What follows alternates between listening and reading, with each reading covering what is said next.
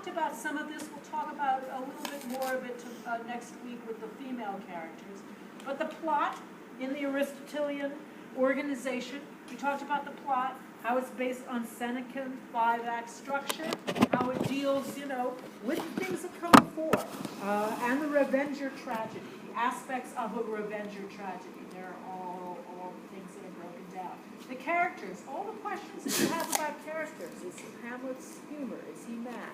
Does he go mad? Does he feign madness? Is he, like you say, the one sane character in a mad world? All of these affect interpretation. The directors, designers, actors, what? Just imagine Hamlet set to Mad World by Tears for Fears. This is the way things, it's like you follow that. You follow an idea, and you see how far you can go with it. You see where the text fights you. You see where you can bend the text, and you see where it all falls apart, and you can't go any further, maybe. Mm-hmm. But this is how things happen. The Tears for Fears version that's like, I find it kind of funny. There's so many. You know what? It's a good exercise. It builds your muscles. It builds your muscles for interpretation, to make those associations, what you were talking about, how you make the connections. It's all about how you make it. Each one of you is going to make different connections depending on what your interests are. Some of you will be interested in different aspects, different characters. Some of these questions will go, that's not so interesting to me, but that other question is really interesting. So, so like Fortinbras means strong arms. The fact that Ophelia is taken from the Latin Ophelia, which means innocence. What her role is. All the little things that tie in to sort of the understanding and interpretation of the play. All the different themes that are in the play. Which one is of more interest? Which one, does a production foreground?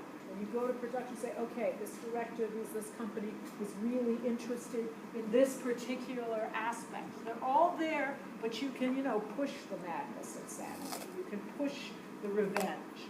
Like what Bergman did was he really pushed the whole concept of revenge. That's why he decided Fortinbras was going to come and shoot Horatio. Well, I think that's something that Shakespeare is just incredible about, is that he includes all of these options of routes to take with this play. Right. And he's just like, plenty of other playwrights do that, but they don't leave nearly as much to the mind as Shakespeare does, because he gives you this beautiful language and this beautiful plot, but it's somewhat loose, and it's like where you take it is so open to interpretation. And it's grounded by philosophy, because my theory is that he was a great poet. He took other people's plots that were tried and true, some of them, so we knew that people were kind of interested in it. He didn't play around that. He had great poetry, and what he had was his philosophy. The questions that the deep questions that he digs into. He's really the philosopher of Shakespeare. He's so standing. Which is why he's like the Greeks, which is why he like a lot of great Calderon. We're going to see other writers, do that. And you think about what things really stay in the canon, because we talk about the canon. What really digs up, our society, our world, who we are as human beings. What really digs deep into it? And when is it encouraged not to dig deep? When is the art that we look at encouraged not to dig? There's a reason for it, right? There's a reason for it. We look at the great periods of history, they dug deep. They dug deep. We're going into it. Yeah, where? A lot of events have happened. We are digging deep right now. It's not pleasant always, but right now it's necessary. So it can be scary, but I think it can also be exciting. Anyway, the one thing is diction. In terms of diction, right, the number of words that Shakespeare added to the vocabulary, right? That was the question. Okay, let's see where he is on the graph of words. Where'd he go? Did I lose it? No. There it is. Okay. Shakespeare's here. He's around Outcast. Let's see. Cool G has surpassed him. Killer Priest has surpassed him. Wu-Tang Clan. That was maybe one of the first ones to surpass Shakespeare. What picture did they use for Melville. Moby Dick. Wow. Cool Keith. The solo albums. And who's the one at the lead? George Bush. Aesop Rock. Yeah. Yeah, but I feel like if you add words that other people don't use or don't believe are actual words, then it doesn't really count. Yeah. Maybe it's not that That aren't as ingrained. That aren't as ingrained, but you know. Like Shakespeare invented awesome. Yeah. Well, compound, yeah. Yeah, like Compound neighborhood. words. But we don't know how many of these words are going to stick, and a lot of words have stuck. Like word. Word. Yeah, but that was Word. word. They just made it. But it's a New different definition. meaning. Different meaning. Shakespeare changed the meaning. The word would stay the same, but a noun would become a verb, and a verb would become a noun. It counts as a word. It's not a new word Yes. necessarily completely. It's also the use of the word, and it's compound words. Where's Dr. Seuss? Oh my So- god, Exhibit is on. Where is Shakespeare on it? I don't know any of them. Shakespeare would be here. Shakespeare would be here. Have you noticed that there's 4 positions that they move their face there? There's like the up and to the right, up and to the left, down and to the right, and down and to the left. Actually, it's a little skewed because it's like in the first particular time. By the time Shakespeare was done, he had 20,000, I think. So this was just in a particular Wow. time of life and career. So we'll see how it goes. But it's pretty interesting when you think about how language changes and in terms of what's happening to the English language. How can they attribute these words to these people for inventing them when it could have been used by anybody? They just It's like who writes it down, who Okay. claims it. Yeah, this is a really, could you say this? Because this is a really interesting point. I was just wondering how they could attribute certain people owning certain words or inventing certain words when people use it all When the time. people use don't it and they know. just sort of use it in a song or in a thing. It's like Homer writing it down, right? He gets authorship because he wrote it down. Yeah. Yeah, well, it's like some of these phrases, you know, they're like Exactly. written down for what? They've been around. And it was what was used in Elizabethan English that Shakespeare just put in a play, too, because he heard it on the streets of London. But then it someone became- said in their house first. Set it in their house first. Exactly. Okay. Exactly. That's why it's like these things are always like, yeah. But it's like I doubt somebody like said in their house to be or not to be. That is the question, whether it's nobler in the mind. is The something- phrases, Yeah. yes, and that's a really good point. And It's not that's the the word difference used, between it's Shakespeare how and they're these people. put together. Exactly. Right. Which is, again, the connections, how things are put together. Things exist. It's how you put them together, and then what do they mean when you do put them together. But I just think that's fun. You know, I just think that's fun in terms of language being this, especially English, which is already, you know, a totally bastardized language, you know, that just keeps growing. I think the language of U.S. America is going to shift radically over the next 25 years from, you know, like what's being, you know, like British English. I think we're evolving into our own language, the way English originally evolved into a language from German, and it's open, you know. Japanese words will come in, Spanish is coming in, you know, Yeah. that's what happened to English originally. So it's interesting in terms of the language is a living thing. And just looking at, you know, what was around at that time and what was around at what time. Salsa. Salsa. Right. I mean, think about all the I language. still love when people call like just like cheese sauce queso. I think that's so funny.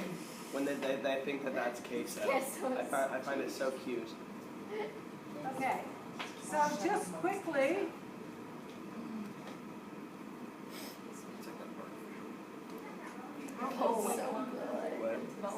Yeah, yeah. That was right there. That's so how we make cheese mix. any final thoughts on Hamlet? It's pretty great. It's pretty great. That's who you look like. It's like, That's who you look like. Oh my god, it's been haunting my just brain like for What? so long. Kelsey looks like Me and Phil were watching 13 Going on 30, and we just said, like, Kelsey looks a lot like Jennifer Garner. I didn't know I was looking. That's crazy. I was. Babs, I said that. She's got some crazy I cheekbones. said that. Okay, sorry, I thought come on, you're so gonna let me look at this? Okay, now I remember. Okay, I'm I hate you. It's Capital One. No, I don't want to, okay, fine, we're not gonna look at you. Hey, wait, just log into Netflix. It's on Netflix. No, you can't get Netflix on here, I tried. You can't? It won't let you, it won't Oh, let you really? connect. Stupid computer. That sucks. I tried earlier because I wanted to, yeah. It's probably because they just Yeah. have like a bunch. Anyway, so in bunch of Shakespeare kids in that Love, just if watch you movies. remember, it's like, there's a kid, there's this young boy that comes and auditions, with the Marlowe, is this the face that launched 1,000 ships? And he sees the face. So Shakespeare comes around the corner, and there he is, and he's kind of playing with a rat, and he's like holding him by the tail, and Shakespeare comes up and says, who are you? Yeah, sorry, you didn't get cast. He said, that's okay. I was on stage. I was killed once in your Titus, right? And he says, oh, he said, I love Titus. I like the blood. And Shakespeare goes, I like blood on stage. I like the blood. And he says, what's your name? He says, John Webster. So it's like the little joke. John Webster would have been younger, so it wouldn't have, the time wouldn't really have matched up. But then, Shakespeare walks away. You hear that he's given the mouse to the cat. That's kind of it. He's been teasing, so it's like John Webster, one of the Jacobean writers. Yeah. Also, the timeline is screwed up because it's like, I think on the timeline it says Romeo and Juliet was published way before Christopher Marlowe died, like a few years before. Yeah. And then he just squishes it all into like the same time. Yeah. For Shakespeare. Oh yeah. Shakespeare in Love squishes Squishes a lot. Yes, it squishes It's a lot. historical fiction. This is very much See. historical fiction. Yes, it is. Okay, so let No, us. that's just fiction. Any That's just final fiction with things? Shakespeare. We'll return to Shakespeare next week. And wife. So, so Jacobean, it's really weird because it's in King James. So Jacob is kind of Latin for James, so that's why it's called Jacobean. You'd think it would be called Jamebian or something, but Jamean, but it's Jacobean because this is the type of. It was so King James commissioned a new version of the Bible, which is why the Bible sounds like Shakespeare because it is written in Elizabethan English. It's written in the style of the era. So a lot of it does sound, if it's from the King James Bible, the quotes do sound like Shakespeare. And I just really quickly want to go over a few of these writers. So John Webster, who is the kid in Shakespeare in Love, is known mainly for The White Devil and The Duchess of Malfi. And The Duchess of Malfi is an interesting tale. I sent you a little plot outline so that you can kind of get a sense of what the play is. It's the Duchess. It's interesting because she never really has a name. But it's like about class. The Duchess falls in love with her steward. She has these two brothers, this incestuous love that one brother has. There's also a whole kind of thing of power. It's a lot of Machiavellian characters. In Jacobean plays, the Machiavellian aspect really comes to the fore. And you get these kind of characters who are they're villainous, but they're really, really fun to watch. And sometimes the person who's supposed to be the biggest villain is actually the most moral person on the stage. It's very much like Hamlet. Everyone is crazy around Hamlet. It's like the question of Richard III. Yeah, Richard III is Machiavellian and maybe evil, but how are the other people? Is he really just a reflection of the time?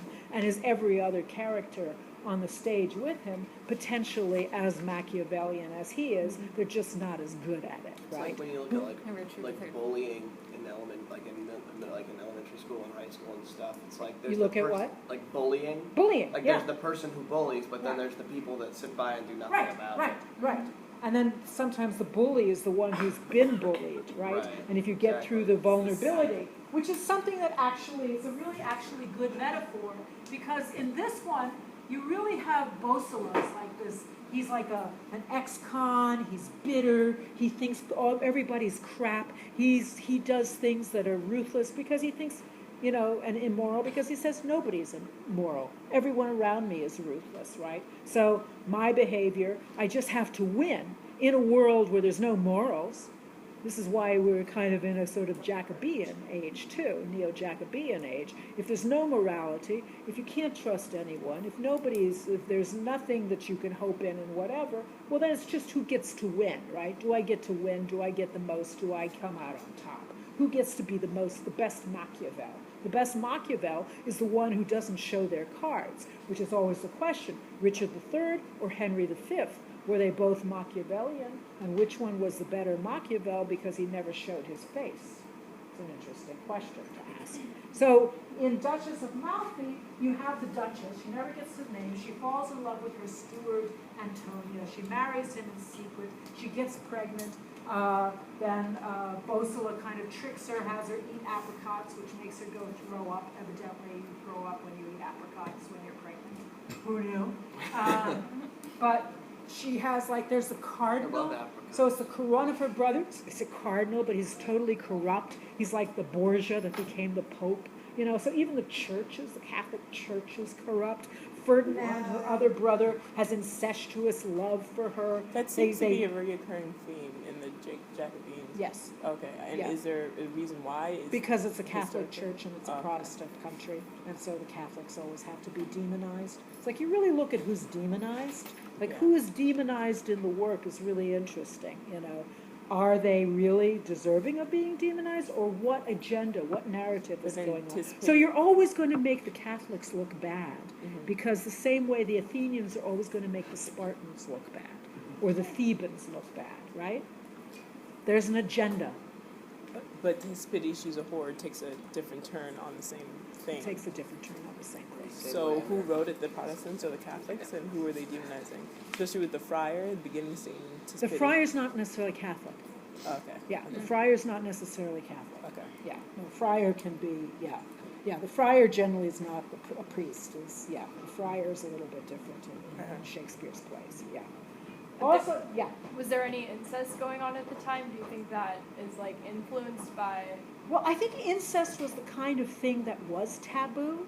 It was like the thing, like, where when you keep crossing a line in a society, what's the line that you can't cross? Like what the morality is. Like you can send people to, or you can do a lot of things, bring down companies, but if you have an affair, right, that's still the line in this country politically. Again, it's like Oedipus complex. Yeah, and it's the Oedipus complex too, but it's like, what is the morality line, which really factors into Tis Pity, which we'll talk about in a couple of seconds. But anyway, just Duchess, it's just like, Bosula basically, who's presented as the most immoral, for hire, he just wants revenge, whatever. Then at the end, he becomes sort of the most moral person in the play because he realizes that the Duchess is a moral person, trying to be a moral person, living in this immoral universe that has sort of said that she's immoral because she married her steward in secret and whatever, and she didn't do the will of her brothers, because if you're a woman and you don't have a father or a husband, then you have to do the will of your brothers, right? Your brothers have to decide you should marry this person and whatever. So a woman in this world who doesn't have sovereignty, she gets her own sovereignty, and so that's what she's kind of punished for. But she does it with a kind of moral code, and that sort of, even though Bosula kills her, he's like, oh my God, he goes through a kind of change of heart, and then he kind of becomes an agent for revenge for her and for Antonio, who's her husband, who she thinks is dead. She thinks one of the kids have been killed. And Antonio, at the end, he does kill Antonio because he feels that that's almost an act of kindness because Antonio's lost everything. But Antonio's son enters, and Antonio's son is going to inherit everything. And Bosula's kind of helped save Antonio's son. So he kind of redeems himself. So the Duchess of Malfi, again, it's just like sort of you go back to the morality tale of medieval times. But it's a really dark world where the whole idea of morality is something that seems almost impossible. So Bosula is an interesting character that way. So that's Webster's most famous play. He also wrote some comedies with, this is also other writers are writing. Thomas Dekker is writing comedies. Beaumont and Fletcher become hugely popular writers. They mainly start writing comedies. Again, you see a little bit of what happened in Greece. You have these very sort of cynical tragedies, dark tragedies, where there is a little bit of this, someone learns something in the midst of all this, or someone makes a moral act. You have someone who rises up above the kind of scheming and Machiavellian scheming, which is what you're really watching through the play. It's Quentin Tarantino, because there's a morality play in a lot of Quentin Tarantino's movies too, in terms of, who rises up out of the morass of all the thing, who gets to sort of survive and maybe move forward out of it. So, 'tis pity. So the other amazing, and also Ben Jonson is writing. So I have, in the little bio I sent you, you'll see some of the other writers that come up in terms of conversation of what's happening in the world. And you have this, it's just kind of for background.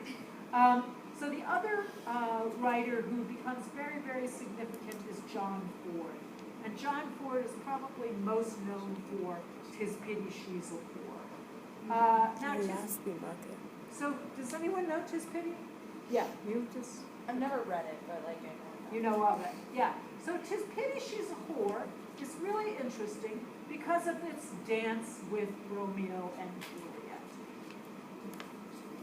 So at the beginning of the play, there's the friar. Again, you have the friar, who sort of sometimes, is trying to do well, and sometimes causes all this kind of trouble. And so here, just like in Romeo and Juliet, you have the friar who sort of has if you look at it, the friar's decisions and mishaps in Romeo and Juliet, he has a lot of culpability, right, in terms of what he advises them to do and the letter that doesn't get there and whatever, the messenger he sends. A lot of it kind of is on the friar, which at the end of the play, he sort of goes, oi, I've been, well, he doesn't go, oi, because he's a friar, but he realizes he's, his part in this whole sorry mess, and it weighs on him. And the friar here has a kind of similar role. Did you have something you want? No. Oh, okay, all right. So there's a lot of interesting things in terms of the play. So what it is star-crossed lovers, right? Romeo and Juliet, it's about star-crossed lovers from two families who are at war. Two families, it's about revenge. You killed my brother, I'm going to kill, you. Princess Bride, Mandy Patinkin, is the revenge, Montoya. Exactly. It's very much that, right? So it's again this sort of whole world of revenge and Machiavellian schemes and jealousy. So the star-crossed lovers that Ford decided to say, okay, I'm going to take Romeo and Juliet, and I'm going to do a spin on it. I'm going to say, Romeo and Juliet, that was Elizabethan. Let's do a Romeo and Juliet for this time, for Jacobean times. So where the kind of hope of the Elizabethan Enlightenment was starting to fade, Puritan influence was starting to rise. We're really starting to head towards James spending a lot of money, the court getting disassociated from the people. It's going to go to Charles, who spends even more money. It's more disassociated from what's going on. Puritan influence is going to start rising. England's about to go into a civil war.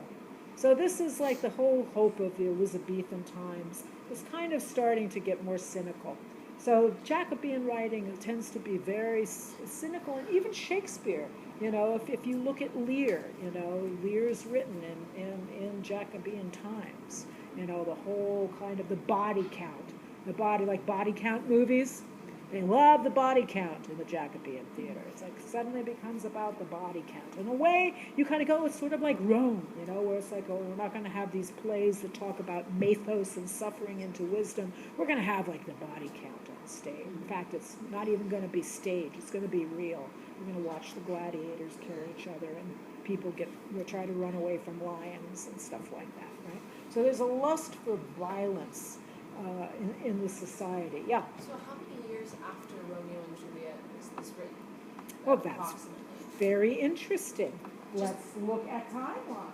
Because it seems to me that it wasn't that much time, which is interesting. It's not that much time. You know, because if today a play came out and then another one came out that was really similar to it, we'd be like, why? But I mean, if it's 100 years, then No, that's, no, no, you no, know. no, you're talking about like 20, no.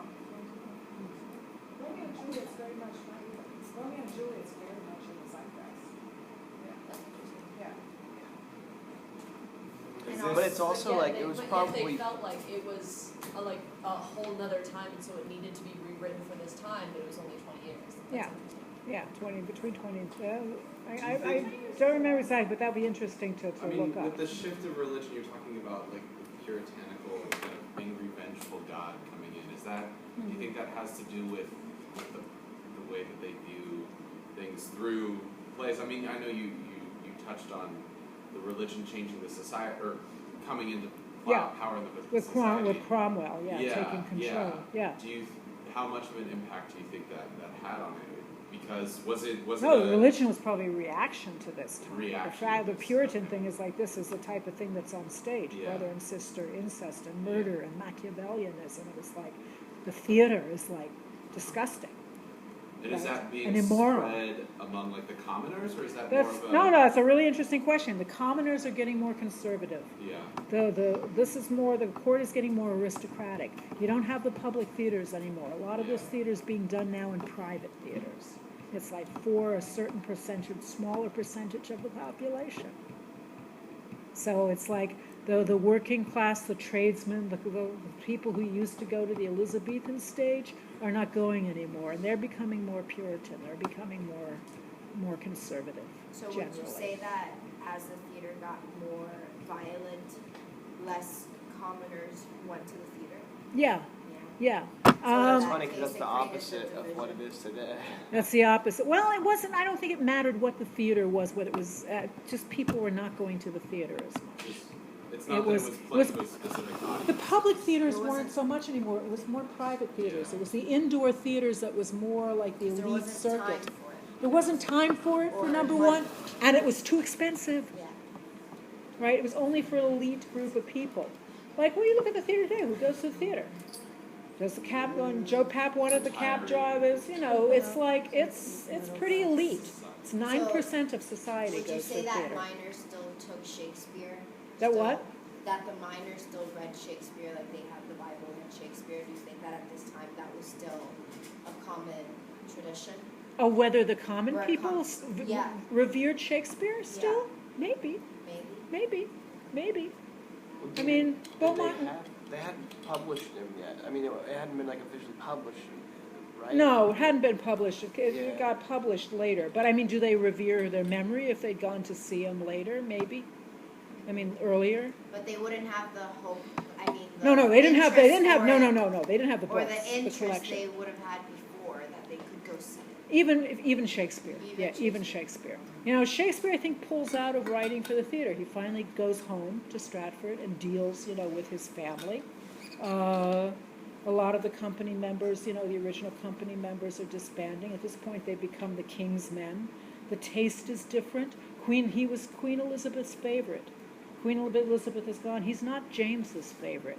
James is much more interested in spectacle. Ben Jonson starts to write these big masks, and like one reason that there's that whole mask, which is this kind of, very fancy sort of costumes and talking about, classical characters and Greek gods and nymphs, which is in The Tempest, when the marriage mask, when you have Juno comes and whatever, that's a mask. That's what's really becoming popular. These very fancy sort of going throwbacks to classical, but not classical in the way of like classical tragedy, examining things. Classical, like, you'll have a fancy costume. Some of the women in the private things are starting to do private roles, acting in private roles, not publicly, but privately. Is that like the 3-hour play we were talking about? They say it. And this is how we say classical. Did that come into play? I don't know. Yeah. I don't know. I don't know. There's not a lot of records about how they performed it, And there was it became a much more elitist theater became tied with the elite. So when Cromwell, at the beginning of the English Civil War, says, okay, we're going to depose the king. We're going to, Charles, the first head chopped off, Charles, who's going to be Charles II, and the court goes to France, and they hide in France, until the Restoration. From 1642 to 1660, there's no theater.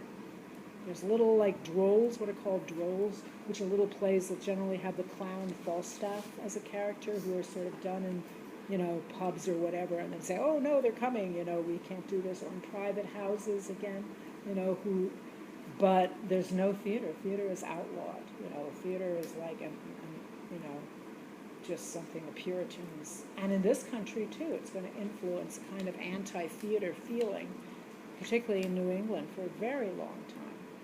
There's a real aversion to theater, and we'll talk about that more when we get to it. But the Jacobean theater is a much more geared toward the aristocracy. And then when the court comes back to England, the restoration is going to be the restoration of the king and the restoration of the theater. And it's going to bring actresses onto the stage, on the stage, behind the scenes, writing for the theater in a way that women still haven't had that kind of presence on the stage like they did in the Restoration stage in England. It was phenomenal. We don't have it now. Had a little bit in the 20s here, which people don't know about. It's kind of vanished from history for some reason.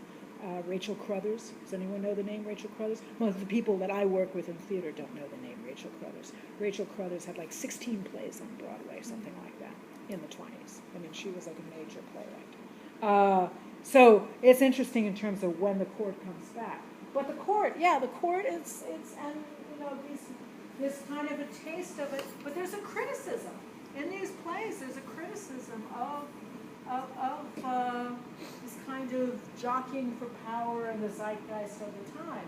So when John Ford looks at Romeo and Juliet and says, let's do a Romeo and Juliet for this time, this Jacobean time, so star-crossed lovers are incest, in love with each other.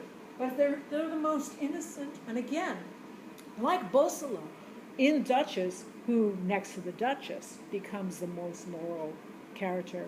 The Duchess and Antonio are the real moral characters. But Bosolo kind of is blown away by the fact that morality and goodness and faith and love are possible. It's not that they're not possible in this world. It's that you have to work, you have to make a choice to act that way, which is what he learns in the play. In 'Tis Pity, you kind of have these two lovers are destroyed by their circumstances and by all the Machiavellian schemes of the people around them and the corruption of the people around them. And basically, what Ford says at the end is he said, okay, you think incest is the most shocking thing. That's the line, There's a lot of, they're playing with incest a lot in Jack, because that's you can murder people and poison people for power and, have all these schemes. But incest, oh no, that's still shocking. So he puts two characters on the stage, and they fight against it. It's like Phaedra, too. It's like, oh, no, I can't. It starts where you have the maid, because you have a maid, which is Putana, interesting. Putana is given the character name, given to the maid. Her maid, her nurse, who says they're standing in the window looking out, and she goes, oh, who do you love? She says, oh, my God, look at this beautiful young man. Oh, I'm in love. And then she realizes it's her brother. Right? She goes, oh my God, it's my brother. Meanwhile, her brother has been in love with her for a while. So it's sort of like, what do they do with this forbidden love? And yet that forbidden love becomes really the purest thing on the stage. And you're realizing that the people you are rooting for are the people who are involved in this terrible, terrible sin of incest. And at the end, he kills her because she just gets, she doesn't have agency. She, as a woman, like Juliet in a way. It's interesting because her contrast, Juliet tries to fight against everything, and she tries to gain agency at 14 years old, in her world. Her defying her father, the scene with the father and Juliet. Do you know the play? How many of you know the play Romeo and Juliet? Most of you do it. That scene with her father is brutal. And I love when now that it's being staged brutally usually, because in the older versions they never really he was disappointed in her and whatever. And now in a lot of stagings that are coming up, he is brutal to her. And his language is brutal. He says, "You're dead to me," And now he grabs her by the hair. He does, he's practically beating her up on the stage in productions, which feels very right to Have me. you seen the 1968 version of Romeo and Juliet with Is that Leonard? Leonard Whiting? Leonard Whiting Yeah. is so gorgeous. That, That's the Zeffirelli, right? The He film, looks the like Italian. mix It's between Mark gorgeous. Hamill and Zac Efron. The what? He looks like a combination of Mark Hamill and Zac Efron. He was a beauty. Who is this? But yeah, Leonard Whiting, British actor, gorgeous. I remember that scene that the girl did, the girl who played Juliet. Yeah. I remember seeing that scene, and in every other every other version of Romeo and Juliet I've seen, for some reason that scene was thrown away a lot, and Yeah. I feel like it shouldn't have been. No. Because, and I felt like they did it closer in that one, but it still didn't do No. that scene justice. No. Honestly, because all he did was yell at her, throw her in there, and Yeah. just no. and You that look was at the it. language, if you look at the actual language of that scene, what he's saying to her, that her mother has to kind of defend her, and all the kind of who's secretly in love with someone else. A lot of people think that, that Juliet's mother, who's probably 30, 29, 30, that's how old she is. She's kind of has her cap set for Paris as well. Who's, not that might not be that much. Juliet young. Juliet's 14, and she says, "I was your age." So that's she's 28, 29. She's young. So, and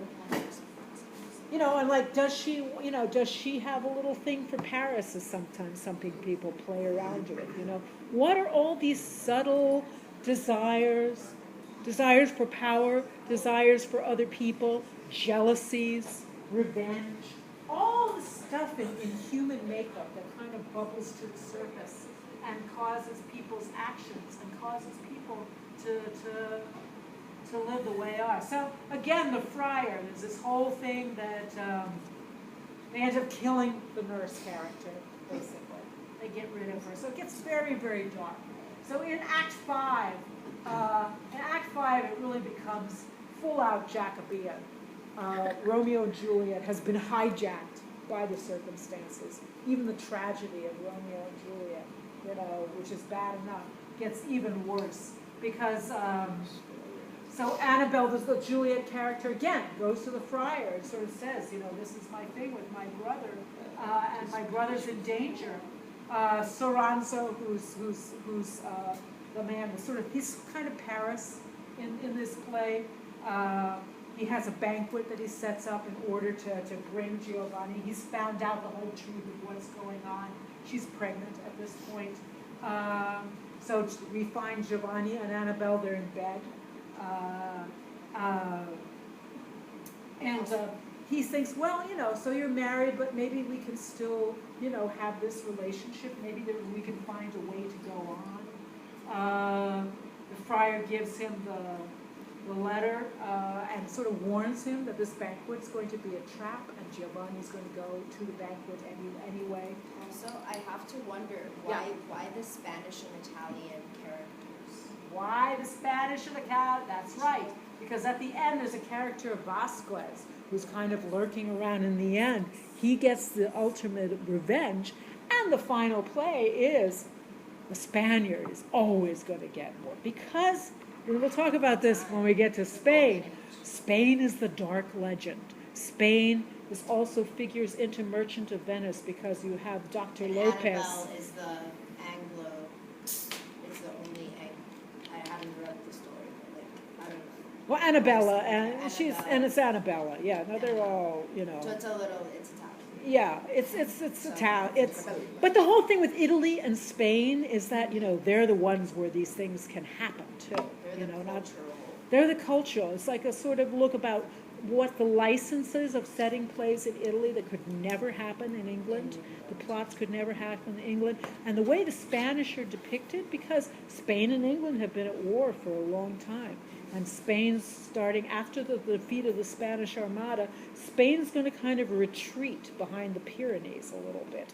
And it's going to focus on its culture. And It's not, gonna build it's going to have an amazing culture. So who wrote this one again? This is John Ford. John Ford. And did he go to Spain? I don't Italy? think so, no. No. Interesting. No, this is, these He are must the have not been. imagined I bet countries. Marlowe wrote this. He lived his life. Well, in a weird way, it makes more sense for Marlowe to have been a Jacobean writer. Because if you look at Marlowe, he's much more, I feel like like if Marlowe you look would at the be so Jew good of at Malta, series. the He'd be Jew, like, I don't need to be Shakespeare, I'm Marlowe. Like, Right. I feel like that's Yeah, right, he oh would be yeah, like that. totally. I Oh don't no, need Faustus. yeah, oh no, no. I don't 1 need point for Romeo me. and Juliet. But if you look at Marlowe's play, like if you look at the Jew of Malta feels like a Jacobean play. Because again, it's the sort of the level of the Machiavellian, plot. Albeit the world thinks Machiavelli is dead. What? Isn't that the opening? Albeit the world thinks Machiavelli is That's dead. right, with the Yeah, Jew of it's Malta. Yeah. just, so Yeah, yeah. so- Machiavelli has the prologue in Yeah, the you Jew just of will- Malta. Yeah, absolutely. Absolutely. So, okay. So, in terms of, so that's a little touch of Jacobean. It wasn't really on the, in the syllabus originally, and I thought, no, we have to talk about the Jacobeans a little bit because, this is Quentin Tarantino. Are they ratchet? Are they what we would call ratchet now? Ratchet? Like ghetto. That's like another. Oh, another word, ratchet. Right. Okay, there we go. Add it to the list. Like, like out of order. A little bit. Yeah. Compared to A little bit. Like Pirandello is that for some people because Pirandello was a fascist. So some people go, oh, Pirandello supported Mussolini, so we're not going to talk about him. But he said some really important things about Mirror and Mask. So it's like, well, yeah, you can put his politics, who he was, character-wise, doesn't negate the fact that he had some really, really good theories about theater. Einstein loved Pirandello because it was all about the theory of relativity. Einstein said theory of relativity is in Pirandello's plays. So I think the Jacobeans kind of get, people have problems with the Jacobeans. I actually have more problems with the Restoration. I have huge issues with the Restoration, but I teach it, So yeah, the Jacobeans kind of get short-shifted a little bit. Maybe, because it's like they're not. they're where everything broke down. It kind of is reflecting things starting to break down. And kind of, there's also this romantic, you want to look at this period of British history as the golden age and Elizabeth, it starts to deteriorate even at the end of Queen Elizabeth's reign. And it's not so, society starts to splinter. Religious, economic, and the moral center, the kind of like, oh, we're England, now we're the power, and we can do all these things. The reality of what that means and the corruption starts to filter. It's history. It's a cycle of histories. It's Athens. It's England. Maybe it's us. Who knows? These are the cycles of history that you keep seeing. But the work reflects the zeitgeist. So the Elizabethan plays are very different in tone.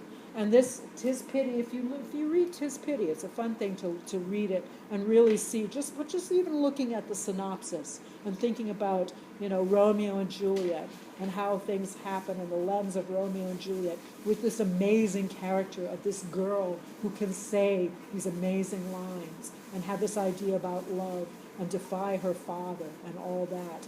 And her contrast to Annabella, who could be that, but there's no way that the times are going to, Romeo and Juliet, at the end, the two families say, oh my God, we're crazy. It's all our fault that this happened. We're going to get better. None of that happens at the end of this play. That's the difference. It's like people learn something from Romeo and Juliet. Nobody learns anything here. It's interesting, the parallels with Romeo and Juliet, because I read a tiny bit of this play, but not much at all. Yeah. But it seems like like Annabelle and Giovanni have like the same like fatal flaws as Romeo and Juliet. You know what I mean? Like Yeah. Giovanni seems like a little like It's headstrong and kind of emotional. Yeah. Yeah. And like Annabelle is just like For love. yeah. Yeah, love is always a flaw. Love, but Machiavelli. Machiavelli. yeah. Well, he who loves well and not wisely. What's that quote? He who loves well but So, not Next wisely. class is Frank Underwood. Is what? Frank I know. I'm reading Richard III for the Shakespeare presentation. I'm like, Kevin. Oh my Have you God. seen Kevin Spacey has this whole The documentary documentary. about? I want to. Is there a way to watch that for free? I don't know. I've been looking for it for so long. I wanna But I know watch it that. was part of last year's Tribeca Film Festival. Yeah, I'd love to see Speaking it. of, can we discuss a little bit of like a rubric, like, or like your expectations? Yes. Let me talk. So I'm gonna. Why don't we all each email individually too? Okay. Because I think that would be good. But basically, don't think of them as presentations. Think of them more as being prepared to talk about the plays theoretically. And is In it okay terms if we of, bring in like, clips? You can bring in clips. I mean, I really want to keep it around 10 minutes if you can, 15 minutes Well, at the on most. mine you gave me like an hour. You allotted me like an hour. No, it was just how you worded the email. It made it sound like I had an hour. No, you have a little bit more time because you're doing Henry. Are you doing Henry V? No. I'm doing Richard II. You have more no, time you than don't an have hour. No, it was the way that it was worded on the email. It kind of made it sound like Oh, it was. oh. Yeah, it was. Oh, no. That was a joke. Oh, okay. Don't worry, I know I'm